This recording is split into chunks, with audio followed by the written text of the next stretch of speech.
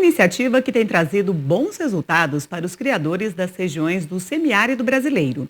É um projeto da Confederação da Agricultura e Pecuária do Brasil, por meio do Instituto CNA, em parceria com a Embrapa, e que tem por objetivo desenvolver e facilitar o cultivo de forrageiras nessas áreas de clima quase árido.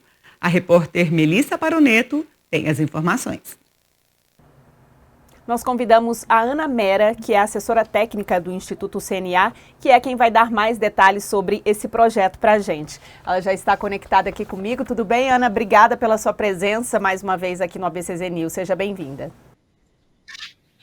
Obrigada, eu que agradeço o convite para a gente poder falar um pouco aí do projeto Forrageiras. Bom, vamos então começar falando aí em linhas gerais o que é esse projeto, né? Forrageiras aí para o semiárido, pecuária sustentável.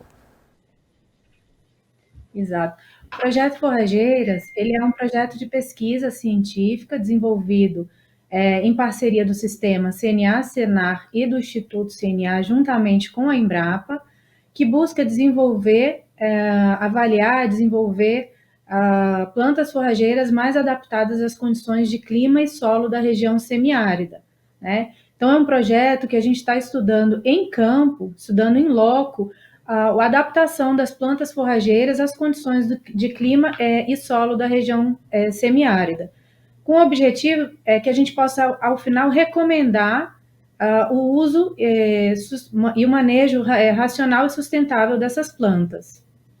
Bom, é uma iniciativa aí que surgiu em 2017, né? Desde então, como você disse, tem avaliado o potencial produtivo das forrageiras em 12 unidades de referência e tecnológica, nos estados da região Nordeste e também no norte de Minas Gerais. Bom, qual o real desafio, então, da adaptabilidade das forrageiras para essas regiões do semiárido?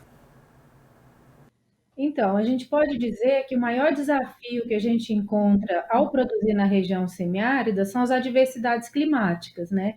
A gente sabe que a região é uma região marcada e caracterizada por secas intensas, secas severas, que a gente não sabe exatamente quando elas vão ocorrer, mas a gente sabe que em algum momento a seca vem, né? E para isso o produtor precisa estar preparado, ele precisa estar organizado para quando o período de seca começar, né?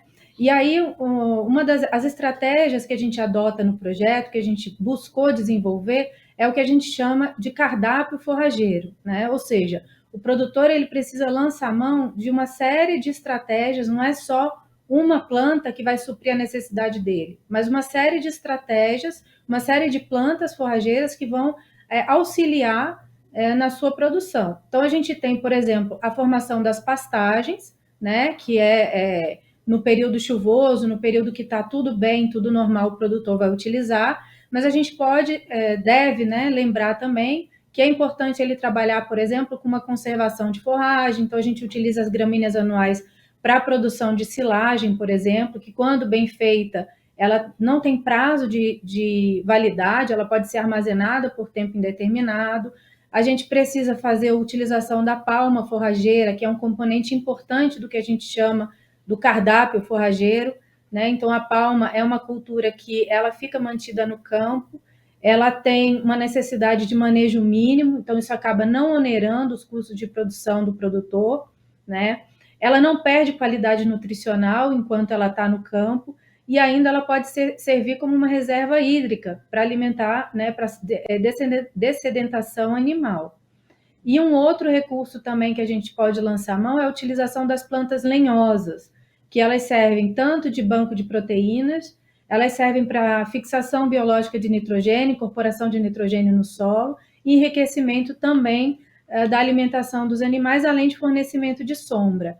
Então, o produtor ele precisa estar organizado nessa estratégia, lançar mão da utilização dessas 4 opções que a gente mencionou, da composição do cardápio forrageiro, para que ele consiga passar o período de seca, o período de estiagem da melhor forma possível, tendo o mínimo de perda, né, no seu sistema de produção.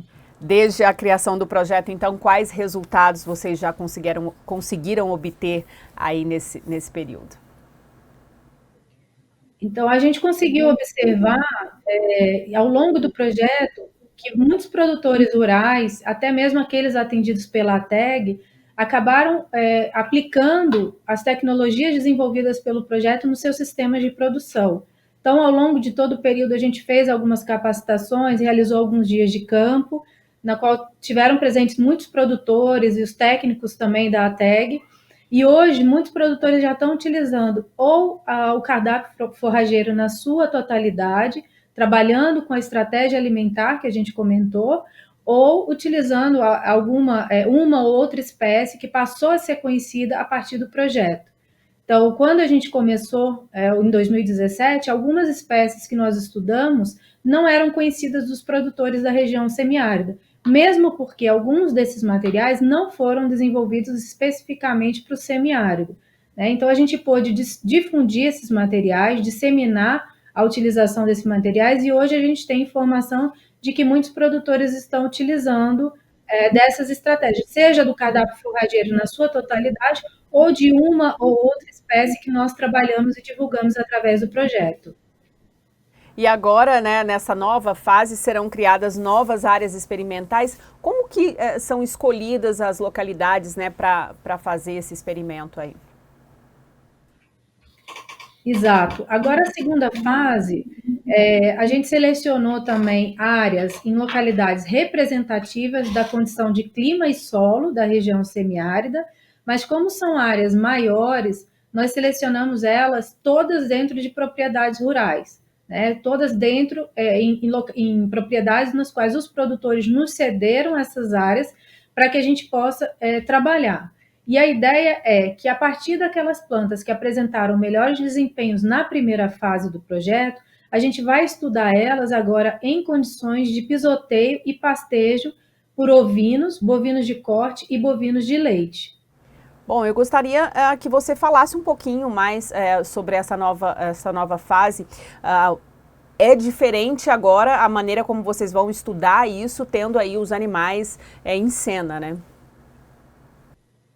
Exatamente, porque no primeiro momento nós estudamos o desempenho das plantas forrageiras sob corte manual, né? Então a gente observava a capacidade dessas plantas de se recuperarem após o período de estiagem, que geralmente no semiárido dura em torno de 7, 8 meses, né? Então, como era a resiliência delas após esses 7, 8 meses de seca, como que elas se recuperavam e quanto que elas produziam, né? Porque não bastava também só elas se recuperaram, mas elas tinham que produzir em quantidade suficiente e qualidade também.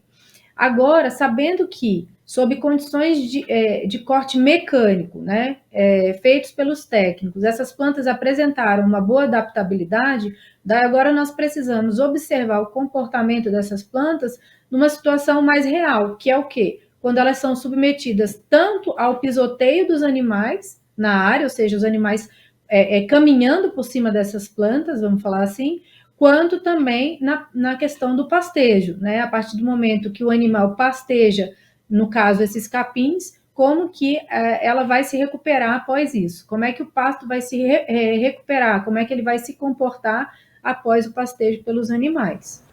Ok, Ana Mera, muito obrigada pela sua participação aqui com a gente. Parabéns pelo projeto e a gente segue acompanhando vocês aqui durante esse trabalho.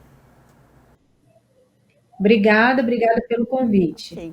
Bom, e eu volto com você aí no estúdio, Érica. Mais um trabalho importante aí de pesquisa sendo desenvolvida para ajudar aí os pecuaristas do semiárido. Volto com você.